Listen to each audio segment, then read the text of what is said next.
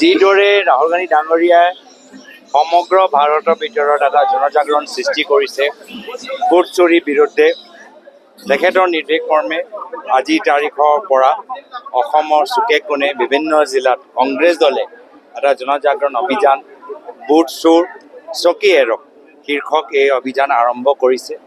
আজি আমি ধেমাজি জিলাত উপস্থিত আছোঁ। ইয়াত মানুহবোৰ নিজে দেখিছেই যে ইয়াত কিমান আমাৰ মাটি সম্পৰ্কে সমস্যাবোৰ আছে। আজি ধেমাজি জিলাৰ ভিতৰত অসমৰ ভূমিত অৰুণাচলৰ মানুহ সোমাই গৈছে। শিৱসাগৰত আমি দেখা পাইছোঁ যে শিৱসাগৰৰ ভিতৰত নাগা মানুহবোৰ সোমাই গৈছে।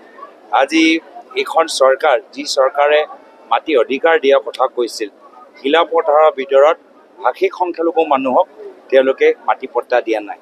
তো তেওঁলোকে ভূমি অধিকাৰৰ সংক্ৰান্তত সকলোকে প্ৰতাৰণা কৰিছে।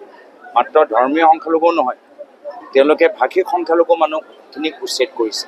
কাৰ্বি, ৰাভা, বড়ো, খিলঞ্জীয়া মানুহক তেওঁলোকে উচ্ছেদ কৰিছে।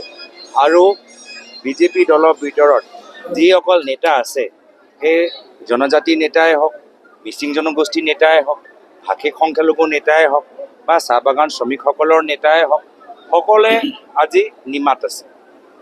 বাগান পৰা শ্ৰমিকসকলক উচ্ছেদ কৰিছে।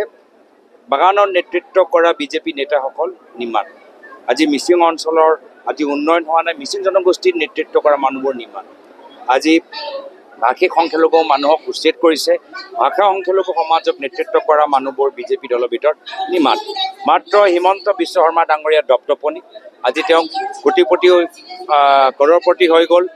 আজি আমি তেওঁক অনুৰোধ জনাইছোঁ যে কেনেদৰে ল'ৰা নামত 17টা কোম্পানী আৰু কেনেদৰে কৰৰপতি তেওঁ হৈ গৈছে, সেই ৰহস্যটো অসমৰ জনসাধাৰণক জনাব লাগে।